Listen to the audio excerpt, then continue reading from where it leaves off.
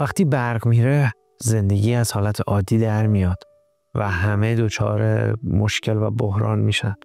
اما بعضی از افراد هستن که در نبود برق ممکنه جونشون رو از دست بدن. من میخوام توی این ویدیو در مورد اونا با شما صحبت بکنم.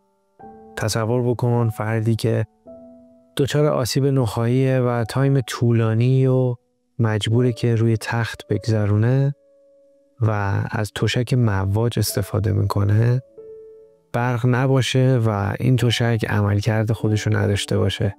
کار این تشک اینه که خون رسانی بکنه به قسمت‌های مختلف بدن این شخص تا دچار زخم بستر نشه. حالا فکر کن برق نیست و این تشک کار نمیکنه. احتمال این که اون شخص دچار زخم بستر بشه خیلی زیاده و زخم بستر در نهایت موجب عفونت میشه و عفونت وقتی وارد خون اون شخص بشه احتمال مرگش بسیار زیاده.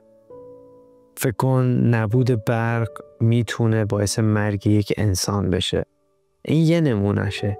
حالا برای افرادی که دستگاه دیالیز خونگی دارن یا حتی دستگاه اکسیژن ساز، اگر تو نفس نکشی چند ثانیه فکر میکنی دووم بیاری؟ حالا فکر کن برق نیست و اون شخص به اون دستگاه اکسیژن ساز نیاز داره.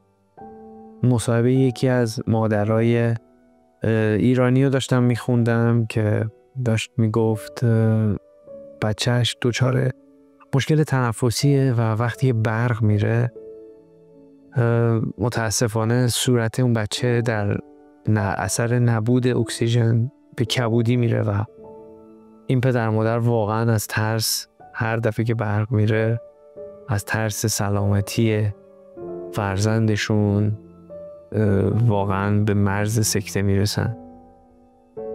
حالا از طرف دیگه فکر کن که یه کسی روی ویلچر میشینه و توی طبقه 5 داره زندگی میکنه و میخواد بره دکتر یا یه قرار خیلی مهم داره با رئیسش یا امتحان داره. حالا فکر کن برق رفته و این شخص نمیتونه از خونش بیاد بیرون. چی کار باید بکنه؟ از طبقه 5 چجوری با ویلچر باید بیاد پایین؟ خیلی شرایط برای افرادی که خصوصاً از ویلچر استفاده میکنن در نبود برق سخت میشه. حتی نمیتونن ویلچرشون رو شارژ بکنن اگر تایم طولانی برق نباشه. از طرف دیگه آدمایی هستن که انسولین استفاده میکنن و داروی انسولین خودشون رو توی یخچال نگهداری میکنن. اگر برق توی طولانی مدت قطع بشه و دمای یخچال بره بالا، این باعث میشه کیفیت انسولین اونها، کیفیت داروشون بیاد پایین و توی طولانی مدت خطر مرگ براشون داشته باشه. تا اینجا در مورد مشکلات و مسائلی که افرادی که دارای شرایط خاص جسمانی هستن صحبت کردم، اما دوست دارم توی ادامه راه حلایی که به ذهنم رسید باتون در میون بذارم. یکی از مهمترین راه حلایی که دولت و مسئولین میتونن انجام بدن برای بهبود شرایط، اهدای دستگاه‌های تولید کننده برق یا هم موتور برق هستش که باعث میشه وقتی که برق میره اون افرادی که شرایط خاص جسمانی دارن و نیاز خیلی شدیدی به وجود برق دارن بتونن از این دستگاه استفاده بکنن. دولت میتونه از طریق بهزیستی و سازمان‌های دیگه این افراد رو شناسایی بکنه و بهشون این دستگاه رو اهدا بکنه. در کنار این موضوع نصب پنل‌های خورشیدی خیلی مهمه و بعد از اینکه حالا راه حل کوتاه مدت که همون اهدای دستگاه‌های موتور برق هست، توی مسیر طولانی‌تر و راه حل‌های طولانی‌تر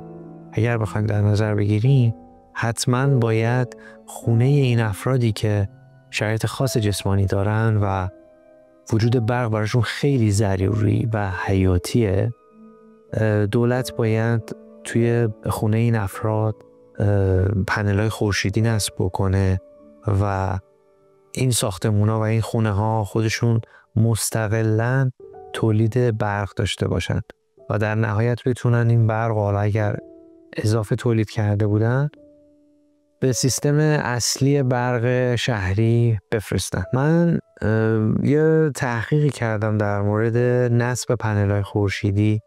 هزینه نصب برای هر واحد بین 100 تا 150 میلیونه، ولی موضوعی که هستش اینه که تنها راه حلی که الان به نظر میاد بهترین راه حل اینه که دولت بیاد حمایت بکنه برای نصب پنل‌های خورشیدی و خودش هم از طرف دیگه تولید کننده برق از طریق پنل‌های خورشیدی و احداث نیروگاه‌های خورشیدی باعث میشه که تولید برق بره بالاتر و این مشکل کمبود برق حل بشه. من توی این ویدیو سعی کردم یه نورافکنی بندازم روی اون دسته از افرادی که توی جامعه کنار ما دارن زندگی میکنن و متاسفانه هیچ توجهی بهشون نمیشه و شرایط خیلی سختی رو دارن میگذرونن و حتی دارن با مرگ دست و پنجه نرم میکنن.